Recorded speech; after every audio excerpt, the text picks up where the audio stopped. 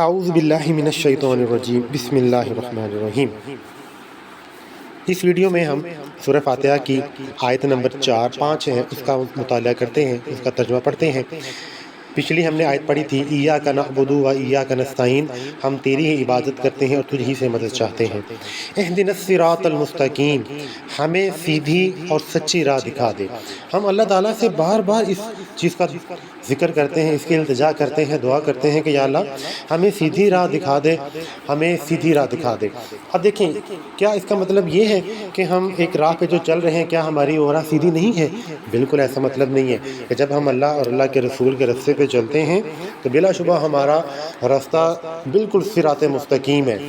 اب ہمیں کسی راستے پہ چلنے کے بعد، صراط مستقیم ملنے کے بعد، ہم یہ اللہ سے بار بار دعا کرتے ہیں کہ یا اللہ ہمیں بھٹکنے نہ دینا، یا اللہ ہمیں بھٹکنے نہ دینا۔ قرآن مجید میں اسی دعا کا ذکر موجود ہے کہ ربنا لا تزغ قلوبنا بعد اذ ہدیتنا، اے اللہ ہمارے دلوں کو پھیر نہ دینا بعد اذ ہدیتنا، ہدایت دینے کے بعد۔ تو دراصل ہم نماز میں دن میں جتنی مرتبہ ہم سورہ فاتحہ پڑھتے ہیں تو ہم اللہ سے یہ دعا کر رہے ہوتے ہیں کہ یا اللہ ہمیں سیدھے راستے پہ چلنے کی توفیق عطا فرمائی رکھنا، کیونکہ دیکھیں انسان کا جو خاتمہ ہے اگر وہ ایمان پہ ہو گیا تو انسان کا بیڑا پار ہو جائے گا۔ تو ہم نمازیں پڑھیں تو ساتھ ہم اس کی استقامت کے لیے دعا کرتے ہیں۔ صراط الذین انعمت علیہم، راستہ ان لوگوں کا جن پر تو نے انعام کیا ہے۔ اب انعام کن پہ کیا ہے؟ قرآن مجید میں سورہ نساء کے اندر اللہ تبارک و تعالیٰ نے ان لوگوں کا بھی ذکر کیا ہے کہ جن پہ اللہ تبارک و تعالیٰ نے انعام کیا ہے۔ وہ کون سے لوگ ہیں؟ اللہ تبارک و تعالیٰ نے خود بتا دیا کہ اللہ کے انعام یافتہ لوگ وہ ہیں من النبیین، جو انبیاء ہیں۔ انبیاء اللہ تبارک و تعالیٰ کے سب سے اعلیٰ اور عرفہ جو ہیں وہ لوگ ہوتے ہیں، سلیکٹڈ ہوتے ہیں، چنے ہوئے لوگ ہوتے ہیں جن کو نبوت کا تاج جو ہے وہ پہنایا جاتا ہے۔ یہ سب سے زیادہ انعام یافتہ لوگ ہیں۔ ان کی پیروی کی ہم اللہ سے دعا کرتے ہیں کہ ہمیں ان کا راستہ دکھا دے۔ پھر ہم دعا کرتے ہیں والصدیقین، جو صدیق سچے لوگ ہیں، والشہداء اور شہیدوں کا راستہ۔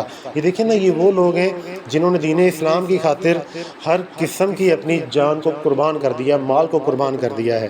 والصالحین، اور نیک لوگ۔ ان لوگوں کا ہم اللہ تبارک و تعالیٰ سے راستہ مانگتے ہیں۔ اور دوسری اسی آیت کی تفسیر کے اندر وہ صدیقین سے مراد مفسرین نے ابو بکر صدیق کی ذات مبارکہ بھی لکھی ہے۔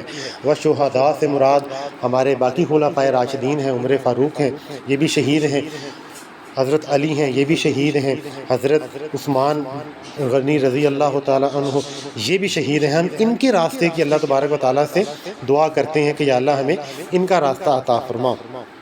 تو صراط الذین انعمت علیہم، کہ یا اللہ ہمیں ان لوگوں کا راستہ دکھا جن پر تو نے انعام کیا ہے۔ غیر المغضوب علیہم ولا الضالین، اور ان لوگوں کا راستہ نہ دکھا ہمیں جن پر تو نے غضب کیا اور نہ ہی گمراہوں کا۔ اب غضب شدہ اور گمراہ لوگ یہ وہ لوگ ہیں جو یہود اور نصارہ ہیں۔ اب اس کی تفسیر کے اندر ان کو مغضوب جو ہیں ان لوگوں کو کہا جاتا ہے جو یہود و نصارہ ہیں۔ اب اس میں ان کو مغضوب کیوں کہا جاتا ہے؟ کیونکہ یہ علم کے باوجود بھٹکے ہوئے تھے۔ جو یہودی ہیں جن کو آپ کو علم ہونا چاہیے کہ اللہ کے نبی کو یہ اس قدر پہچانتے تھے۔ قرآن مجید میں اللہ تبارک تعالیٰ نے بتایا ہے کہ جس طرح ایک باپ اپنے بیٹے کو پہچانتا ہے، اس طرح یہ یہودی اللہ کے نبی کو پہچانتے تھے۔ اللہ کے نبی ابھی بچپن میں تھے، بچپن میں جب دائی حلیمہ کے پاس تھے تب اللہ کے نبی کو انہوں نے پہچان لیا تھا کہ یہ وہی بچہ ہے جو آگے چل کے نبی بنے گا۔ تو سوال صرف یہ پیدا ہوتا ہے کہ انہوں نے اللہ کے نبی کی پیروی کیوں نہیں کی، ایمان کیوں نہیں لے کے آئے؟ صرف ایک وجہ ہے، وہ حسد ہے، بغض ہے، کینہ ہے کہ اللہ کے نبی کی جو ذات ہے وہ بنی اسماعیل میں سے ہے اور یہ بنی اسرائیل میں سے ہے۔ تو اس وجہ سے انہوں نے اللہ کے نبی کو ماننے سے انکار کر دیا کہ ہماری نسل میں سے نہیں ہے تو ہم ان کو نہیں مانیں گے۔ تو ان کو علم ہونے کے باوجود انہوں نے اللہ کے نبی کو ایکسیپٹ نہیں کیا۔ اللہ نے ان کو مغضوب کہا ہے، یہ غضب شدہ لوگ ہیں، اللہ کے غضب کا شکار ہونے والے لوگ ہیں۔ دوسرا والا ضالین، اور گمراہ لوگ۔ گمراہ وہ ہوتے ہیں جو بغیر علم کے ہی اپنی باتیں تھوپ دیتے ہیں۔ اس سے مراد عیسائی ہیں جو بغیر علم کے عیسیٰ علیہ السلام کے بارے میں انہوں نے اس قدر باتیں بڑھا دی کہ ان کو اللہ کا بیٹا ہی بنا دیا۔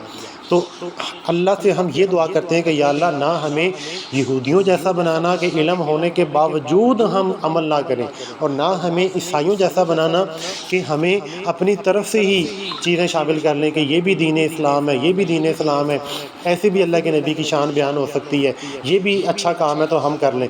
یہ طریقہ جو ہے یہ عیسائیوں اور یہودیوں کا طریقہ ہے۔ ہمیں صرف وہ طریقہ اپنانا پڑے گا جو اللہ کے نبی سے ثابت ہے، ہمارے صحابہ سے ثابت ہے۔ تو یہ سورہ فاتحہ کی مختصر سی تفسیر تھی، ترجمہ تھا۔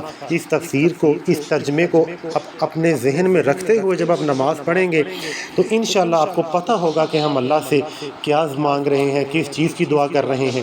تو اللہ سے دعا ہے اللہ ہمیں سمجھ کے نمازیں پڑھنے کی توفیق عطا فرمائے اور اس پہ عمل بھی کرنے کی توفیق عطا فرمائے، ہمارا عقیدہ، ہمارا ایمان عین سورہ فاتحہ جیسا بنا دے۔ وآخر دعوانا ان الحمد للہ رب العالمین۔